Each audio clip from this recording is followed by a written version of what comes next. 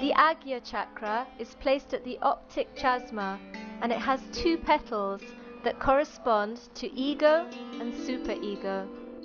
Now this is the center of Agnya, which is placed in the center of pituitary and pineal body, which controls our ego and superego. Between the optic chiasma, a very subtle center exists. Some people call it a third eye, but the third eye they see is not the one I'm talking about. The third eye means the eye which sees inside, not outside. Agnya is described as the narrow gate to the kingdom of heaven, because only at this point can the Kundalini ascend to the last chakra, the Sahasrara. With Kundalini awakening, our attention is trained to overcome ego and superego, and when our Kundalini reaches the Sahasrara, the chakra of integration, the complete connection with the Absolute within us is reached. In every chakra resides qualities that have been manifested by great personalities through history. The main quality of the Agnya chakra is forgiveness, and beyond any personal, philosophical and religious beliefs, the message that Jesus Christ left us for the course of human evolution represents the manifestation of this principle. This is a very important thing which all the Christian institutions have missed about Christ. That Christ is to be born within us, that He is to be awakened within us. That is only done through Kundalini awakening. And once He is awakened at that point, ego and superego both are sucked by Him as a result of His awakening. And this is a very big thing. That's why He said, I am the door. Christ has said, those who are not against me are with me. Nobody has tried to find out who are those. It is said in the Bible that I'll appear before you like tongues of flames. Nobody tried to find out what is that. Or tree of life is this is the tree of life. If we can learn to meditate in the right way, we can all reach enlightenment. When the Kundalini reaches the Agnya chakra, it relaxes the activity of ego and superego and creates a pause between the thoughts that in Sanskrit is called vilam, the time of pause. The big area is the kingdom of God, from where you are guided and the Kundalini passes through. That's the last job that is to be done, and now it is done. That is done now, our Mass. It has to be done. It was to be done. It was promised. The time has come. The ego and superego constantly move thoughts within our mind, and these thoughts do not allow us to stay in the present. We have to be in the present. We don't have to be in the past. So that's one thing happens when you lose your balances, that you go to the left. When you go to the right, you may be very austere, you don't eat that food and this and that. You may become a very ego-oriented person. You go to another side called supraconscious, the collective supraconscious. The left side is the collective subconscious and the right side is the collective supraconscious. So going to the left or to the right, you go into a problem because you enter into an unknown area which is very dangerous, very dangerous. For your information, cancer is caused by left side movement.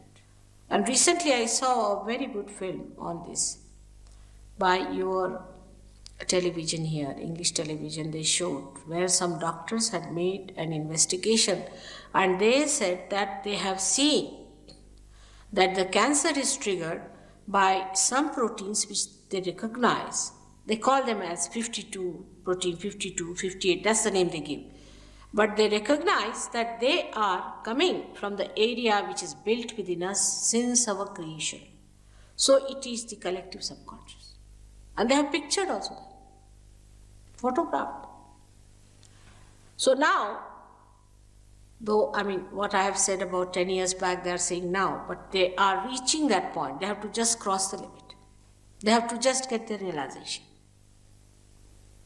And because the doctors cannot reach that area themselves, they cannot cure cancer. At the most, they may stop it, they may try to reduce the possibilities and all that, but complete cure they cannot give because they cannot extract people from that area altogether. They can always be drawn into it if that area is made like this.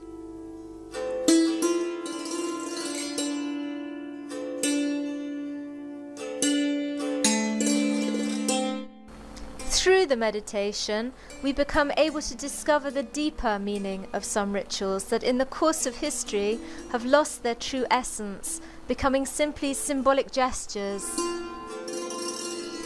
Did baptism in the real sense is the Kundalini awakening where it comes on the fontanelle bone area, which is called as Brahmarandra, and breaks through that. Who has done that? None. Let's try to help the ascent of our Kundalini by massaging our temples gently in a clockwise direction.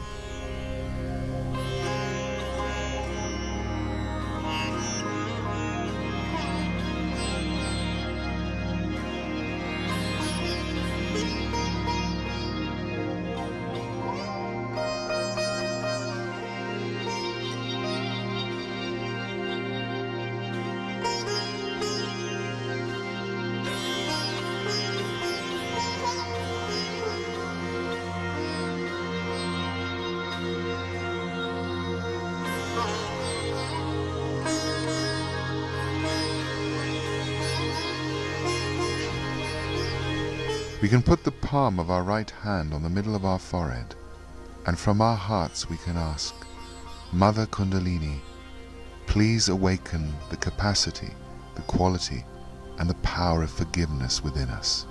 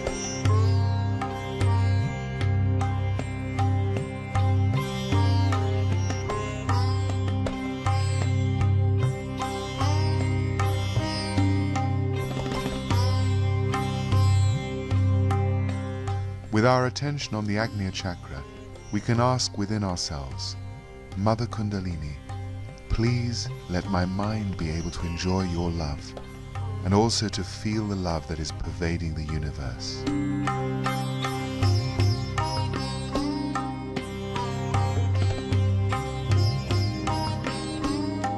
Mother Kundalini, help me to have a pure mind, serene and enlightened.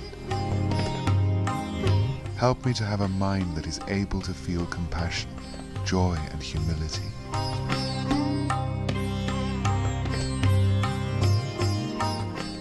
Mother Kundalini, help me to enjoy and expand within me the silence of the universe.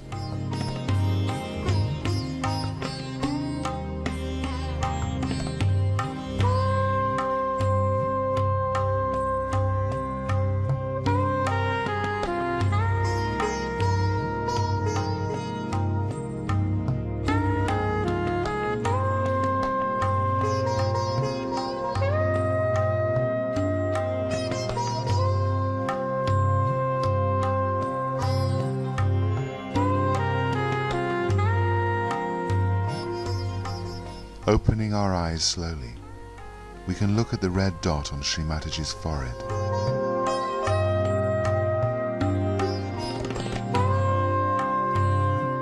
With our attention, try to go beyond our mental activity, to connect ourselves with the universal awareness.